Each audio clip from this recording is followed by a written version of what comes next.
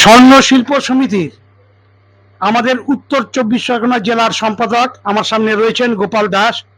তারা আগামীকালের বিষয়ে কি ভূমিকা নিয়েছেন, কি করবেন বিস্তৃত বলবেন। গত ৮ তারিখে আমাদের বঙ্গীয় স্বর্ণশিল্পী সমিতির সাধারণ সম্পাদক তথা অখিল ভারতীয় স্বর্ণকার সংঘের সাধারণ সম্পাদক মাননীয় শ্রী টগরচন্দ্র পোদ্দার মহাশয়ের উপরে অতর্কিতভাবে কিছু দুষ্কৃতী হামলা করেন এবং ওনাকে বাইকে করে তুলে নিয়ে গিয়ে একটা পরিত্যক্ত ফ্ল্যাট তৈরি হচ্ছিল, সেখানে নিয়ে গিয়ে তাকে শারীরিক এবং মানসিক খুব টর্চার করেন। পরবর্তীতে ওনাদের এলাকারই কিছু লোক তার বাড়িতে খবর দেয়, বাড়ির থেকে থানায় খবর দিলে থানার থেকে সঙ্গে সঙ্গেই বেলগড়িয়া থানার যিনি ভারপ্রাপ্ত আধিকারিক রয়েছেন তিনি 2 ভ্যান পুলিশ নিয়ে ওনাকে খুঁজে রিকভারি করে ওনার বাড়িতে পৌঁছে দেন। সঙ্গে সঙ্গে ওখান থেকে ওনাকে হসপিটালে নিয়ে যায়, সাগর দত্ত হসপিটালে।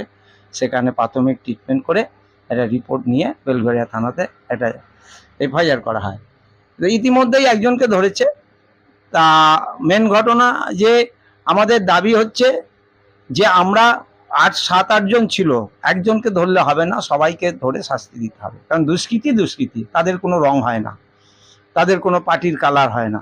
সেই জন্যে আগামীকাল আমরা সারা রাজ্য জুড়ে একটা প্রতিবাদ এবং একটা ডেপুটেশন দেব বেলগড়িয়া থানায়, যেখানটায় আমাদের সমস্ত দোকান একবেলা বন্ধ রেখে আমরা ওখানে উপস্থিত জমায়েত হব। শান্তিপূর্ণভাবে আইসিকে যিনি ভারপ্রাপ্ত আধিকারিক রয়েছেন ওনাকে দেবো একটা ডেপুটেশন দেবো, যাতে সবাই ধরা পড়ে, তাদের দৃষ্টান্তমূলক শাস্তি হোক। এর পাশাপাশি আমরা তো আতঙ্কিত তো রয়েছি, তার কারণ আপনার 2 দিনের মধ্যে গত 3-4 দিন আগে সেনকো গোল্ড রানীগঞ্জে যেভাবে দুপুরবেলা ভয়াবহ ডাকাতি হয়ে গেল, তার কোনো রকম এখনো পর্যন্ত শুরু হয়নি। এবং 2 দিন আগে গত সোমবার দিনকে ডোম জুড়ে বিশাল বড় একটা ডাকাতি হয়েছে, এখনো পর্যন্ত কোনো কাউকে ধরতে পারেনি বা রিকভারি হয়নি। স্বভাবত সোনার দাম ঊর্ধ্বমুখী, কারিগররা অল্প বিস্তর সোনা নিয়ে দুপুরবেলা বিকেলবেলা বসে কাজ করে। এমতো অবস্থায় যদি সেই কারিগরের 10 গ্রাম 20 গ্রাম সোনা নিয়ে কাজ করে, মহাজনের সোনা, তার ব্যক্তিগত নয়, মহাজন সোনা দিচ্ছে, সে কাজ করে তাকে দিচ্ছে, সেখান থেকে পারিশ্রমিক পাচ্ছে, সেরকম যদি কোনো রকম কোনো ডাকাতি হয়ে যায় তাহলে তো সেই পরিবারটাই শেষ হয়ে যাবে। আজকে কাঁচাপাড়ায় পুলিশ একটু তৎপর হয়েছে, আমি দেখতে পাচ্ছি যে সতীশনন্দী রোডে 2 জন করে পুলিশ দিচ্ছে, কিন্তু আরও প্রশাসনিকভাবে আরও সক্রিয় হওয়া উচিত, যাতে এই ধরনের ডাকাতি রোখা যায় আগের থেকে। কারণ এমন একটা সমস্যা হয়েছে যে পুলিশ বলছে আমরা দেখছি, এবং পুলিশ বলছে গত পরশু দিনকে বুধবার দিনকে আইসি মিটিং ডেকেছিল সমস্ত দোকানদারদের নিয়ে।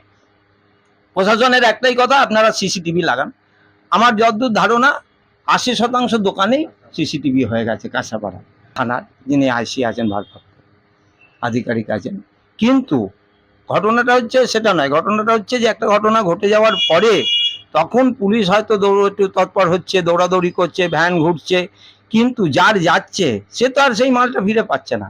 এবং সিসিটিভির ব্যাপারটা কিন্তু আমি একটা জায়গায় আমার সাথে একটু বেমত, এই কারণে, তার কারণ হচ্ছে সব জায়গায় যে বড় বড় দোকানগুলোতে সিসিটিভি লাগানো রয়েছে, যে মাল চুরি গেছে তার কিন্তু সিসিটিভি দেখে তারা কিন্তু কোনো রকম কোনো রিকভারি করতে পারছে। মানে আপনি বলতে চাইছেন সিসিটিভি থাকলেও মানে 100% নিরাপত্তা আপনারা পাবেন কিনা এ ব্যাপারে সন্দেহ দেখা দিয়েছে। একদম সন্দেহ দেখা দিয়েছে যে সিসিটিভি লাগাতে বলছে, আমরা লাগালাম খরচা করে, কিন্তু আমরা যে 100% যে নিরাপত্তা পাবো সেটা কিন্তু আমার মনে হয় পাবো না আমরা। কারণ এই ব্যাপারে বীজপুর প্রশাসন আপনাদের তো নিশ্চিত সহযোগিতা করছে। নিশ্চয়ই করছে, আমরা দেখছি টহল দিচ্ছে।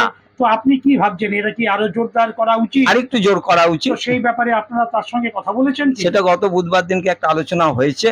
আমরা এর আগেও বলেছি বীজপুরকে যে এই সতীশনন্দী রোডটা এমনই একটা রোড, এখানে সতীশনন্দী রোড স্পলিং রোডের এই যে চৌমাথাটা, এখানে অন্তত না হলেও 100-150 কারিগর বসে কাজ করে। অর্থাৎ এখানে সরকারিভাবে মিউনিসিপ্যালিটিকেও আমরা বলেছিলাম এর আগে যে সিসিটিভি হাই প্রোফাইল একটা সিসিটিভি 4টে লাগানোর জন্য। বীজপুর সেটাকে অপারেটর করবে, কারণ বীজপুরে থানার সাথে এটা যোগাযোগ থাকলে থানার থেকে কিন্তু স্পষ্ট দেখতে পারবে, বুঝতে পারবে, জিনিসটা ইয়ে হবে। এই ঘরে ঘরে না লাগিয়ে 4খানা যদি সিসিটিভি ক্যামেরা এখানটা লাগিয়ে দেয়, সিসিটিভি লাগিয়ে দেয়, তাহলে কিন্তু আরো মনে হয় নিরাপত্তাটা ভালো হবে। রাস্তায় কি সিসিটিভি আছে? না না কিভাবে? না না, আমাদের এই মোড়ের মাথায় কিছু নেই, রাস্তায়ও নেই। আমরা আপনি কি মনে করছেন যে রাস্তায় মানে সিসিটিভি থাকা উচিত? একদম দেখা উচিত, একদম। রাত্রিবেলা পাহারা দিচ্ছে, দুটো তিনটে ছেলে পাহারা দিচ্ছে, এদেরও তো নিরাপত্তা নেই। কারণ আগ্নেয়াস্ত্র নিয়ে এসে যদি এদের ধরে, এরা কি করবে? এদের তো পেট আছে, এদের তো সংসার আছে, এরা তো চুপ করে বসে থাকবে। সিসিটিভি যদি এতটাই গুরুত্বপূর্ণ হয়, তাহলে সরকারিভাবে 4খানা সিসিটিভি অন্তত সতীশ নন্দী রোডের এই মোড়টার মাথায় লাগালে প্রশাসনের অনেকটাই সুবিধা হবে, যদি কোনো দুর্ঘটনা ঘটে সেটাকে রিকভারি করার জন্য। এবং আগামীকাল আমাদের কাঁচাপাড়াও বন্ধ থাকবে, আমি নোটিশ পেয়েছি। বন্ধ করে, সমস্ত দোকান বন্ধ করে যাবে এবং শান্তিপূর্ণভাবেই একটা ডেপুটেশন হবে। আমরা চাই যে প্রশাসনের সাথে সহযোগিতা করে, কারণ আমরা শিল্পী, আমরা কখনোই প্রশাসনের সাথে বিতর্কে জড়াবো না, জড়াতে চাই না। কারণ আমাদের শিল্পী সত্তাকে আমরা বজায় রেখে প্রশাসনের সাথে সহযোগিতা করে, প্রশাসনকে বলবো আরেকটু ভূমিকা ভালো নিয়ে, যাতে আমরা কারিগররা বাঁচি, ছোট ছোট দোকানদাররা বাঁচে। এই যে আজকে দুর্বৃত্তরা আমাদের যেভাবে আক্রমণ করছে, যেভাবে ডাকাতি করে নিয়ে চলে যাচ্ছে, তাদের ফ্যামিলিটাই নষ্ট হয়ে যাচ্ছে। এমনকি মার্ডারও হয়েছে এর আগে, ব্যারাকপুরে একটা 27 বছরের ছেলেকে মেরে ফেললো, দেখে শুনেছেন আপনারা, গত জামাই ষষ্ঠী, এই জামাই ষষ্ঠী আগের সঙ্গে জামাই ষষ্ঠীর দিন। তো আমরা চেষ্টা করছি প্রশাসনকে সহযোগিতা করে, প্রশাসনের কাছে আমাদের অনুরোধ রইল। আমি বঙ্গীয় স্বর্ণশিল্পী সমিতি উত্তর চব্বিশ পরগনা জেলার ভারপ্রাপ্ত সম্পাদক, যেহেতু এই কাঁসাপাড়াটা উত্তর চব্বিশ পরগনা জেলার মধ্যে পড়ে, আমি জেলা কমিটির পক্ষ থেকে আমি কাঁসাপাড়ার ভারপ্রাপ্ত আধিকারিকের কাছে অনুরোধ করব, আবেদন করব, উনি সহযোগিতা করছে, আরেকটু যদি সহযোগিতা ভালো করে করে, তাহলে হয়তো আমাদের ছোট ছোট ব্যবসাদাররা বেঁচে যাব, কারিগররা বেঁচে যাবে। তো আপনারা বিশদভাবেই শুনতে পেলেন, সমস্তই বললেন।